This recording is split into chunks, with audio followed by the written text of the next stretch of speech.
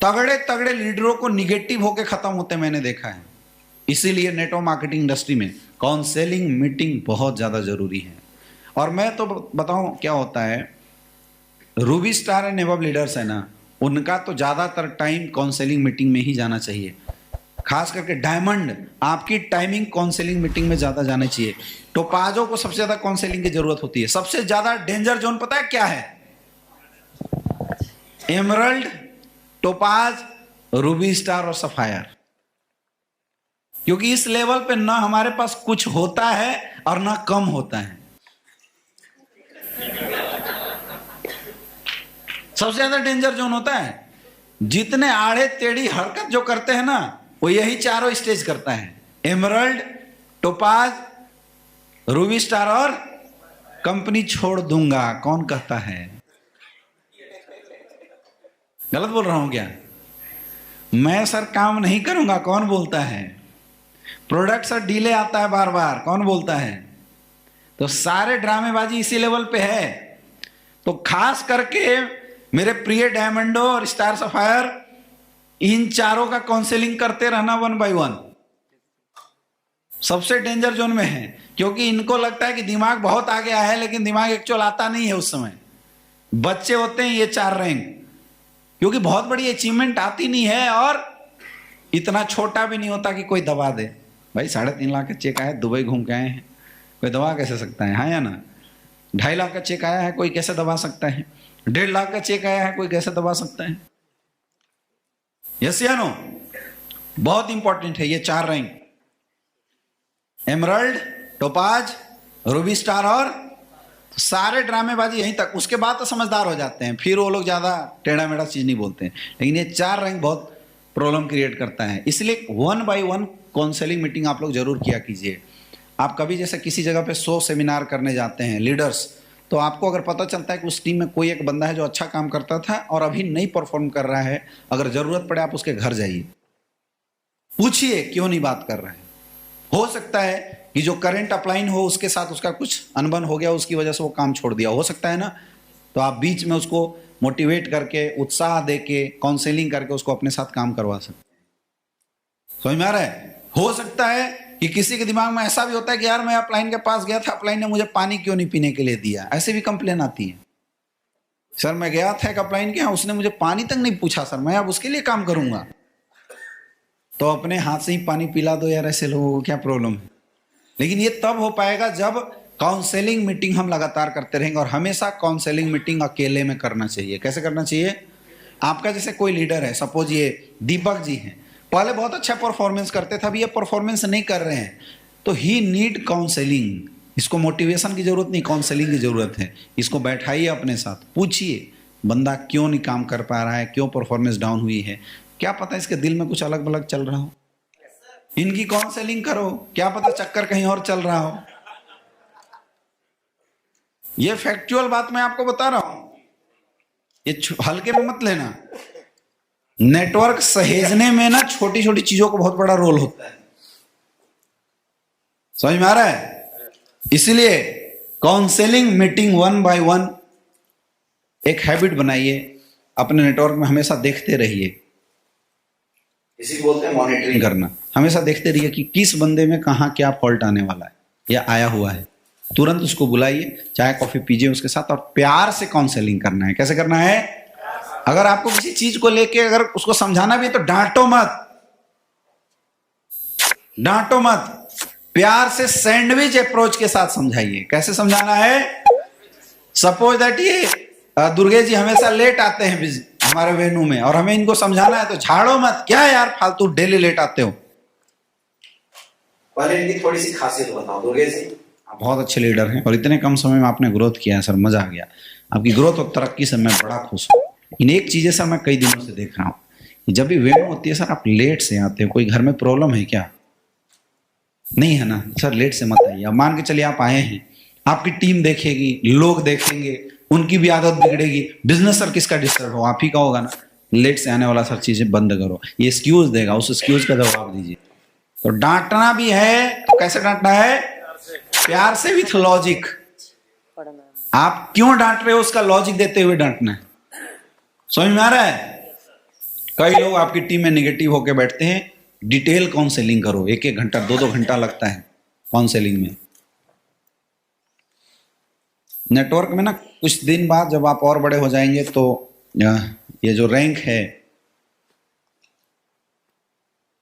Danger rank में इसी को बोलता हूं, एमरल्ड, टोपाज, रूबी स्टार, और ये राजनीति भी करेगी। होता है सर, नहीं होता क्या? राजनीति भी होता है इसमें, लोग घुसेंगे राजनीति में। रोकना किसको है? आप लोगों को, काउंसलिंग कर करके। इधर वाले ज्यादा ध्यान देना, हमें नहीं पता है क्या? जो गति तोर है सो गति मोर। जो आप अभी खैराती पुए पकाते हो, हम भी कभी सोच सोच के, फिर अब हंसी आती है उन चीजों को लेके, लेकिन उस समय तो बड़ा अलग आक्रोश होता था। इसके लिए बहुत जरूरी है कि हम लोग काउंसलिंग सेशन हमेशा रखें पूरे नेटवर्क के अंदर। कोई भी लीडर, कभी आपके गोल्ड वगैरह भी अच्छे परफॉर्मर होते हैं, छोटी छोटी चीजों से नाराज हो जाते हैं, आप काउंसलिंग सेशन रखिए, टाइम दीजिए। इन चीजों पे कोई टाइम नहीं दे रहा है, इसकी वजह से अच्छी अच्छी बेल्ट ना मर रही है, अच्छे अच्छे लीडर तैयार होने से पहले खत्म हो जा रहे हैं। कई बार किसी सड़े से लीडर के डाउन में तगड़ा बंदा आ जाता है, हम लोग क्या करते हैं, यार उसके वीक में वो काम करेगा तो ये कमाएगा, उसको छोड़ देते हैं। मत छोड़ो, खींचो यार, क्या पता वो सड़े हुए की किस्मत से आपका काम हो रहा हो,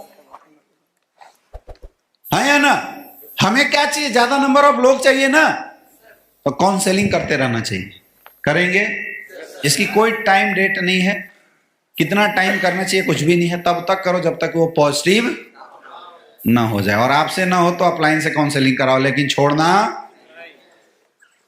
टीम में एक भी निगेटिव का कीड़ा नहीं होना चाहिए, ये ट्रैक करते रहो। अगर आप लीडर हो, ये ट्रैक करना आपकी जिम्मेवारी है। नहीं तो पता चला कि आप मीटिंग और कर रहे हैं, दूसरा निगेटिव होके चल दिया कहीं और दूसरी टीम में। ऐसे भी होता है, नहीं होता है? हमें पता भी नहीं चला, नीचे से खिसक गया, पता नहीं चला, इसलिए क्योंकि हमारा ध्यान कभी काउंसलिंग पर रहा ही नहीं। आपको कहीं से सूचना मिलती है कि मेरा एक बहुत अच्छा गोल्ड लेवल का लीडर है जो परफॉर्मेंस अच्छा देता था, आजकल बड़ा नाराज चल रहा है, इमीडिएटली उसके घर जाके मिलिए, काउंसलिंग कीजिए। कई बार देखिए गलतियां हमसे भी हो जाती है, नहीं होती है क्या? हो सकती है ना।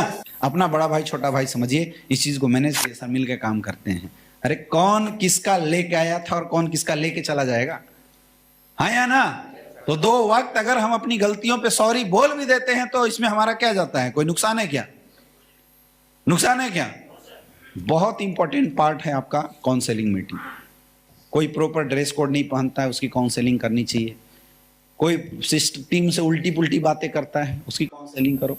और अगर आप नहीं कर सकते हो, थर्ड पार्टी मतलब थर्ड अपलाइन किसी से काउंसलिंग कराया कीजिए। हम लोग जब नीचे लेवल पे थे, आप लोगों के लेवल पे थे, ओपाज थे, एमरल्ड थे, रूबी स्टार थे, हमारे जब भी सीनियर आते थे, नेपाल सर कभी आ गए बनारस में, पूरी सर आ जाते थे, तो हम क्या करते थे कि ऐसे लोगों को चुन के रखते थे जो कीड़े थे। और जब सेशन खत्म हो जाता ना तो सारा पहले जाते बोलते सर इस बंदे को थोड़ा सा बुला रहा हूँ, इसके अंदर ये प्रॉब्लम नोट करवा देते थे और उसके बाद अपलाइन से काउंसलिंग करवाते थे। इसके बहुत फायदे हमें मिले। इसके फायदे ये मिले कि जिन बंदों को हम बहुत बेकार समझते थे वो बंदे बहुत अच्छा परफॉर्मेंस किए उस काउंसलिंग के दम पे। समझ में आ रहा है?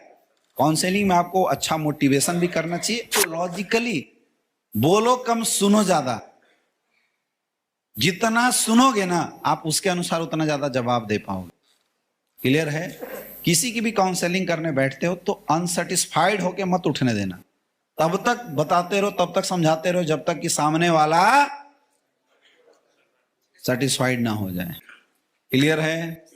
क्लियर है? काउंसलिंग सेशन चलेगा आज के बाद पक्का। कोई टीम नाराज होगी छोड़ोगे तो नहीं? मत छोड़ना। आपने किसी को फोन किया, 4 बार फोन नहीं उठाना, समझ जाना बंदा कहीं दिमाग लगा रहा है, डेंजर जोन में है। तुरंत पहुंच जाओ गाड़ी लेके, बाइक लेके उसके घर पे। मत सोचना कि भाई मैं जगवार वाला हूं या मैं ऑडी वाला हूं, मैं क्यों फालतू बात करूं। नहीं, जाओ यार, उसकी प्रॉब्लम है, हक उसका अधिकार है काउंसलिंग लेना, पता है आप। और अगर आपके अंदर कोई निगेटिविटी आए, आप कभी एक अकेलापन फील करें और आपको ऐसा कभी लगे कि मेरा धंधा नहीं हो सकता, इमीडिएटली अपलाइन से मिलकर अपनी काउंसलिंग करो। समझ में आ रहा है? इमीडिएटली मिलो, क्योंकि कहीं ना कहीं से निगेटिविटी के कीड़े ने काट लिया है, ये ज्यादा दिन नहीं चलने वाला। निगेटिविटी का कीड़ा जब काट लेता है ना, तो आदमी फिर हर चीज को निगेटिव ही देखने लगता है।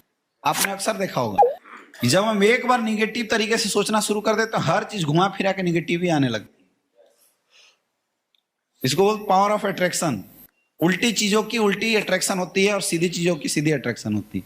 तो काउंसलिंग सेशन आप लोग अपना भी काउंसलिंग कराया कीजिए यार। जब भी आप कभी बिजनेस में कंफ्यूज होते हैं, आपको डर लगने लगता है करियर को लेके, तो ऐसे टाइम पे अपलाइन से मिलकर अपनी काउंसलिंग अच्छे से कीजिए।